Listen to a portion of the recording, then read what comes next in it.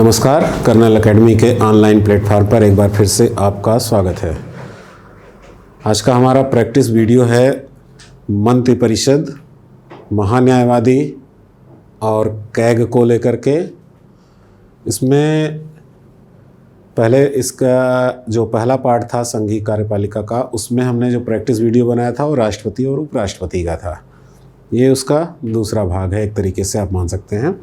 ध्यान रहे कि यह सिर्फ एक प्रैक्टिस वीडियो ही है, इसमें आपको कोई कॉन्सेप्ट नहीं बताया जा रहा है। सवालों को सॉल्व कराते समय हम बहुत सारी चीज़ें आपको समझाएंगे, लेकिन अच्छा ये होता है कि आप पहले कर्नल एकेडमी के ऐप में दिए गए इस चैप्टर को ढंग से पढ़ लीजिए, उसके कॉन्सेप्ट को समझ लीजिए, फिर आप प्रैक्टिस वीडियो को सॉल्व कीजिए।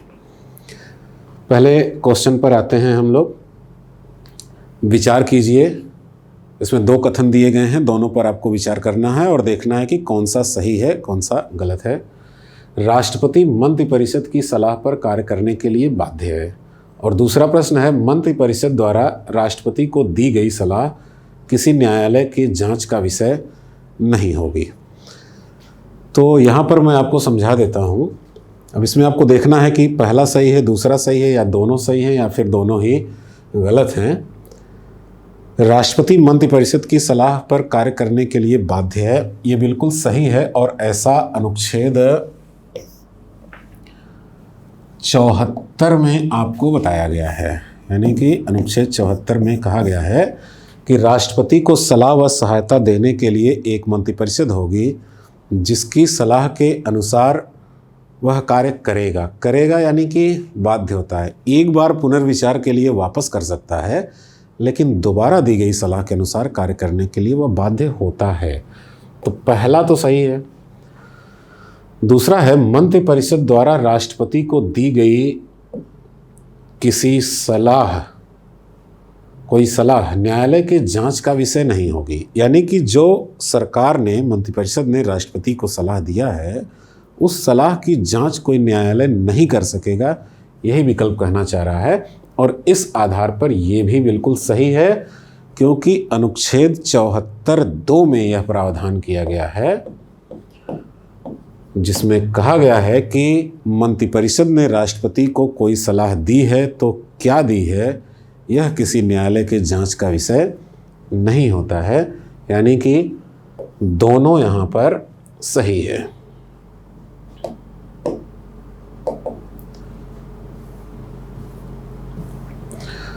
दूसरा प्रश्न देख लेते हैं हम लोग।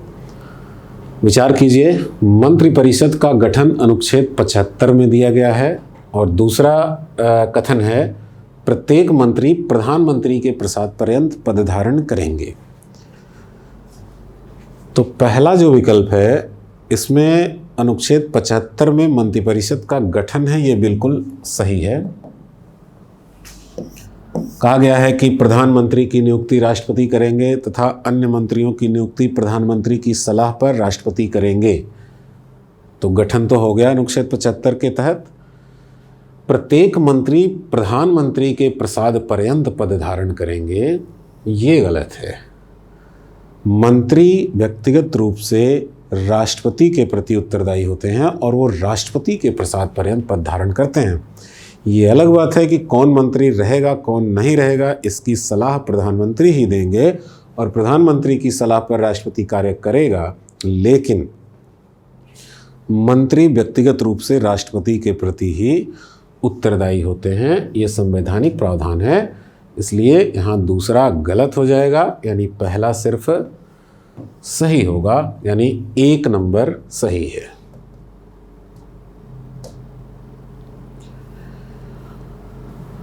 तीसरे प्रश्न पर हम लोग आ जाते हैं। सही कथन का चयन कीजिए। केंद्रीय मंत्रिपरिषद में मंत्रियों की अधिकतम संख्या लोकसभा की कुल सदस्य संख्या के 15% से अधिक नहीं होगी। यानी जो हमारी केंद्रीय मंत्रिपरिषद है, जो प्रधानमंत्री के नेतृत्व में मंत्रियों का पूरा एक समूह होता है, उसमें कुल सदस्य संख्या 15% से अधिक नहीं होगी लोकसभा के। लोकसभा में जो सदस्य संख्या वर्तमान में है, उसके 15% से अधिक नहीं हो सकती। और दूसरा है कि यह प्रावधान 93वें संविधान संशोधन द्वारा किया गया। तो इसमें जो पहला तथ्य है वो बिल्कुल सही है। कहा गया है कि 15% से ज़्यादा नहीं होंगे, यानी कि अगर 543 सदस्य हैं तो इसका 15% से ज़्यादा नहीं होंगे। यानी अगर आप निकालेंगे तो 81 दशमलव कुछ आएगा।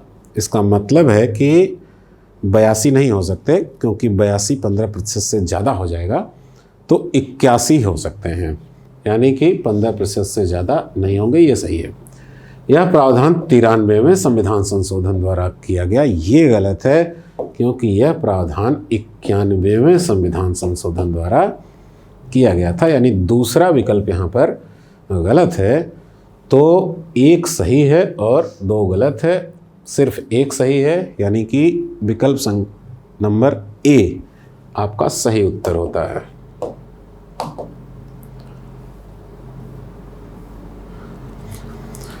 चौथा प्रश्न है, मंत्री व्यक्तिगत रूप से किसके प्रति उत्तरदायी होते हैं? इस पर अभी हमने बहुत जिक्र किया पिछले 1-2 सवाल पीछे, आपको याद होगा। तो राष्ट्रपति, प्रधानमंत्री, लोकसभा और संसद, तो इसका उत्तर तो आपको बड़ी आसानी से पता होगा कि मंत्री व्यक्तिगत रूप से राष्ट्रपति के प्रति उत्तरदायी होते हैं। प्रधानमंत्री की सलाह पर राष्ट्रपति उन्हें हटा सकता है या किसी मंत्री को शपथ दिला सकता है। पांचवा प्रश्न है, विचार कीजिए। 2 कथनों पर आपको विचार करना है। महान्यायवादी सेवानिवृत्त होने के बाद किसी न्यायालय में वकालत नहीं कर सकता, और दूसरा है वह अन्य कोई भी पद धारण कर सकता है। यानी रिटायर्ड होने के बाद किसी न्यायालय में वकालत नहीं करेगा। ये पहला कथन है, सही है या गलत? तो पहली बात मैं आपको बता दूं कि वह वकालत कर सकता है, इसलिए ये पहला वाला गलत होता है। वह अन्य कोई भी पद धारण कर सकता है, ये भी सही है, यानी कि 2 नंबर आपका सही हो जाता है, पहला गलत है। बहुत सारे महान्यायवादी हैं जो आज सुप्रीम कोर्ट में वकालत भी कर रहे हैं। देश में कहीं भी किसी भी न्यायालय में वकालत करने का उनको अधिकार है। कोई संवैधानिक प्रावधान ऐसा नहीं है जो उनको वकालत करने से रोकता हो। कोई भी पद वो धारण कर सकते हैं, जो चुनाव लड़ सकते हैं। सरकार जहाँ पर उनको नियुक्त करना चाहे वहाँ पर कर सकती है, कोई रोक टोक नहीं होती है महान्यायवादी के रिटायर होने के उपरांत।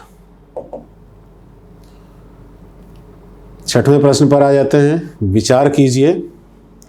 महान्यायवादी संसद की कार्रवाई में भाग ले सकता है, और दूसरा है वह विधेयकों को छोड़कर किसी प्रस्ताव पर मतदान नहीं कर सकता। यानी कि महान्यायवादी संसद की कार्रवाई में भाग ले सकता है, ये सभी लोग जानते हैं। ये बड़ा आसान सा कथन है। वह संसद का सदस्य न होते हुए भी संसद की कार्रवाइयों में भाग ले सकता है, क्योंकि वह भारत सरकार का एक वकील होता है। कानूनी दांवपेच से को समझना होता है संसद में भी सरकार को। इसलिए महान्यायवादी को संविधान ने यह अधिकार दे रखा है कि वह संसद की कार्रवाई में भाग ले सके। अगला कहा जा रहा है वह विधेयकों को छोड़कर किसी प्रस्ताव पर मतदान नहीं कर सकता। यानी कि कथन के अनुसार वह विधेयकों पर मतदान कर सकता है। अब ये सही है या गलत? ये पूर्णतः गलत है, क्योंकि महान्यायवादी संसद का सदस्य नहीं होता, इसलिए उसे किसी भी विधेयक, प्रस्ताव, संकल्प किसी पर भी मतदान का अधिकार नहीं होता है। वह सिर्फ सरकार की सहायता करने के लिए संसद में उपस्थित रहता है। 7वां है, मंत्रियों के वेतन भत्तों का निर्धारण कौन करता है? पीएमओ यानी कि प्रधानमंत्री कार्यालय, दूसरा है राष्ट्रपति, तीसरा है संसद, और चौथा है संविधान। मंत्रियों के वेतन भत्तों का निर्धारण कौन करता है? चलिए मैं आपको थोड़ा सा हिंट भी करता हूं। अगर आपने पूरा लेक्चर देखा होगा, वीडियो में पढ़ा होगा, तो हमने आपको बताया है मंत्रिपरिषद पढ़ाते समय अनुच्छेद 75 का 6वां नंबर, इसमें कहा गया है कि मंत्रियों के वेतन भत्तों का निर्धारण संसद विधि द्वारा कर सकेगी, यानी कि आपका विकल्प सही होना चाहिए सी।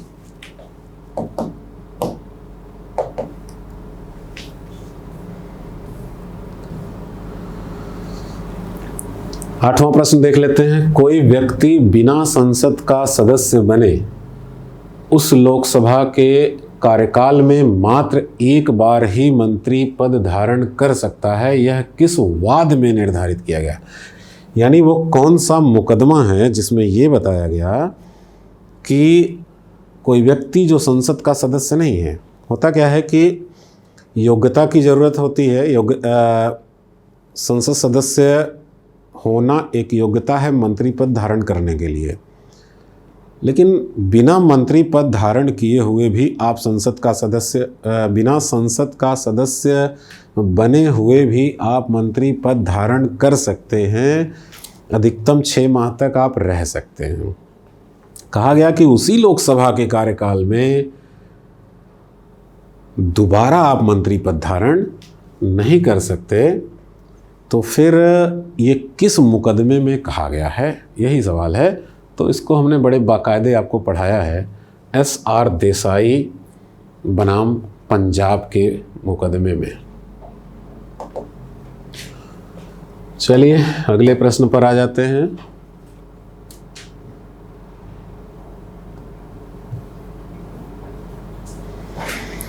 महाधिवक्ता का प्रावधान संविधान के किस अनुच्छेद में है? बिल्कुल सिंपल सा है भाई। जैसे संघ सरकार में महान्यायवादी होते हैं, वैसे राज्य सरकार का जो प्रथम विधि अधिकारी होता है कानूनी मामलों में सलाह व सहायता देने के लिए, वो होता है महाधिवक्ता। अनुच्छेद 165 का ये विषय होता है।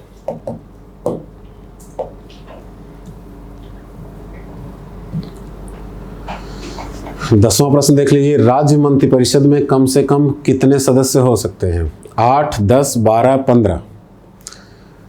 जैसे कहा गया कि मंत्रिपरिषद में मंत्रियों की संख्या अधिकतम लोकसभा या राज्य विधानसभा के अधिकतम 15% हो सकती है, यानी 15% से अधिक नहीं हो सकती है। पूछा जा रहा है कम से कम कितनी हो सकती है राज्यों में। मान लीजिए किसी राज्य की विधान सभा में सिर्फ 40 सदस्य होते हैं और इसका 15% आप निकालेंगे तो ये आ जाएगा 6। तो क्या 6 मंत्री रखे जा सकते हैं? यानी 6 से ज़्यादा नहीं होंगे, 6 से कम ही रखे जाएंगे 91वें संविधान संशोधन के अनुसार।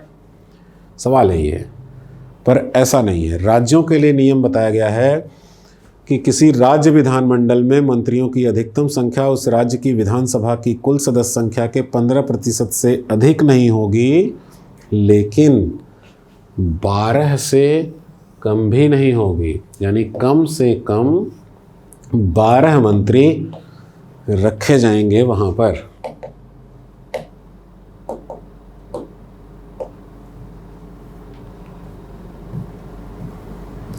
एक 11वां प्रश्न है, विचार कीजिए। कैग एक संवैधानिक पद है। दूसरा है वह संघ व राज्यों दोनों के खर्चों का लेखा करता है। संवैधानिक पद का मतलब होता है कि ऐसे पद जिनका संविधान में प्रावधान हो, वो संवैधानिक पद हैं। तो अनुच्छेद 148 में कैग का प्रावधान है, तो ये तो हो गया संवैधानिक पद। वह संघ व राज्य दोनों के खर्चों का लेखा करता है। कहा गया है अनुच्छेद 148 में कि एक नियंत्रक महालेखा परीक्षक होगा जो संघ और राज्य के खर्चों का लेखा जोखा करेगा और अपनी रिपोर्ट संघ के मामलों में राष्ट्रपति को और राज्यों के मामले में संबंधित राज्य के राज्यपाल को देगा। यानी कि दोनों विकल्प यहाँ पर सही हैं और इसका उत्तर हो जाएगा सी।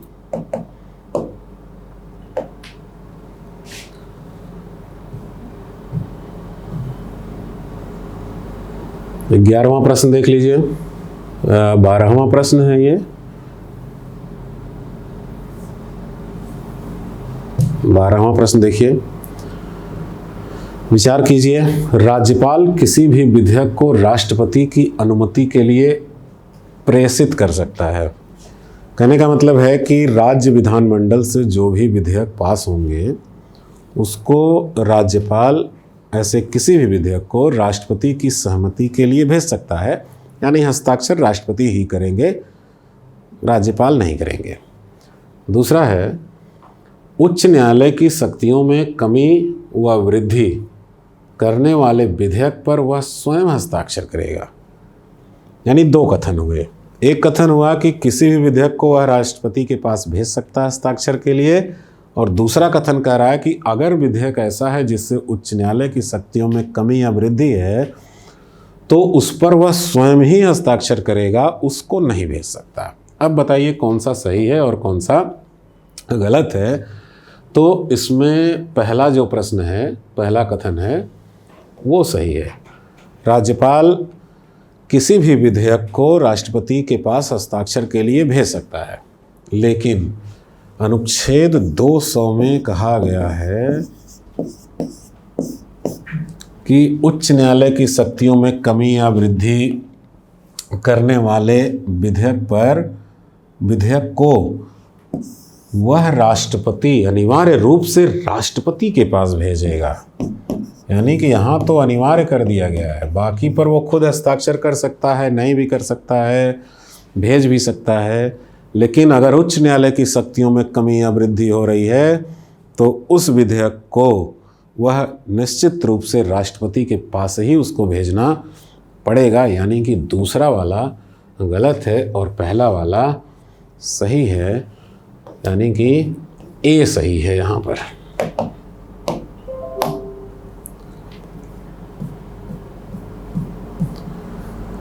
तेरहवां प्रश्न देख लेते हैं। सही कथन का चयन कीजिए। राज्यपाल राज्य मंत्रिपरिषद की सलाह मानने से इनकार कर सकता है। दूसरा कथन है, राज्यपाल के पास कोई विवेकाधीन शक्ति नहीं है। सलाह मानने से इनकार कर सकता है। सही है या गलत? अनुच्छेद 153 में कहा गया है, मैंने पढ़ाया है, संघ की कार्यपालिका भाग 2 में ऐप के अंदर जो वीडियो हमारे पड़े हुए हैं उसमें संघ की संविधान में जो तीसरा टॉपिक है प्रस्तावना संघ की कार्यपालिका भाग 1 के बाद भाग 2 में, उसमें कहा गया है अनुच्छेद 153 में कि प्रत्येक राज्य का एक राज्यपाल होगा। एक ही व्यक्ति एक से अधिक राज्यों का राज्यपाल हो सकता है, और उस राज्यपाल के बारे में अनुच्छेद 163 जो राज्य की मंत्रिपरिषद है उसमें बताया गया है कि राज्यपाल को सलाह व सहायता देने के लिए एक मंत्रिपरिषद होगी जिसकी सलाह के अनुसार या स्वयं वह कार्य करेगा। स्वयं करेगा मतलब वह उसकी सलाह को इनकार कर सकता है और अपनी मर्जी से भी काम कर सकता है। ये जो शब्द है स्वयं कार्य करेगा, ये दोनों ऑप्शन का उत्तर देने के लिए पर्याप्त है। यानी कि सलाह मानने से इनकार कर सकता है क्योंकि वह स्वयं कार्य कर सकता है, और दूसरा है राज्यपाल के पास कोई विवेकाधीन शक्ति नहीं है, तो ये गलत हो जाता है क्योंकि जो स्वयं कार्य कर सकता है यानी उसके पास अपना विवेक है, अपने विवेक से वो कार्य कर सकता है। तो दूसरा गलत है यहाँ पर, पहला सही है, मतलब ए सही है।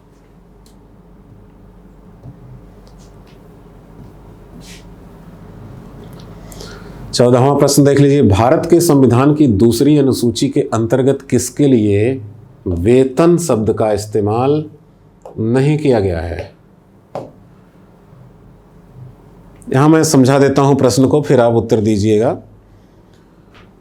भारत के संविधान में जो 12 अनुसूचियां हैं उसमें दूसरी अनुसूची में तमाम लोगों को, पदाधिकारियों को वेतन भत्ते देने की बात कही गई है। उसमें 2 ऐसे पदाधिकारी हैं जिनके लिए वेतन शब्द का इस्तेमाल नहीं है बल्कि विशेषाधिकार और उपलब्धियां शब्द इस्तेमाल किया गया है। बाकी सबके लिए वेतन शब्द का इस्तेमाल किया गया है। तो आपको बताना ये है कि वो कौन से 2 पदाधिकारी हैं जिनके लिए वेतन शब्द का इस्तेमाल नहीं किया गया है। पहला ऑप्शन है राष्ट्रपति व उपराष्ट्रपति, दूसरा है राष्ट्रपति व राज्यपाल, तीसरा है उपराष्ट्रपति व लोकसभा अध्यक्ष और चौथा है राष्ट्रपति व लोकसभा अध्यक्ष।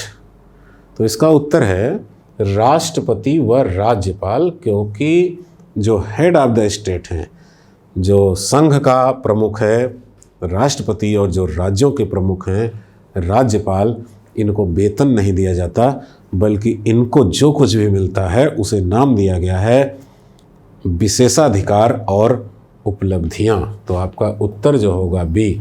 डिटेल में अगर ये कहानी जाननी हो तो आप वीडियो कोर्स में, जो वीडियो अवेलेबल है उसमें आप पढ़ेंगे तो पूरा मिलेगा। यहाँ एक प्रश्न को लेकर के उतना बड़ा कॉन्सेप्ट बताना पॉसिबल नहीं है।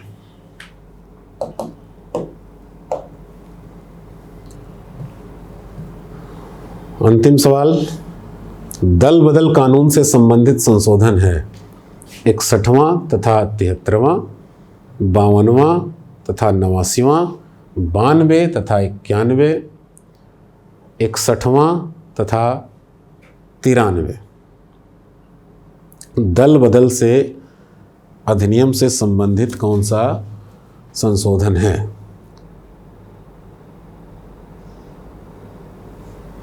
यहाँ देखिए थोड़ा सा टाइपिंग एरर है, ये होना चाहिए 52,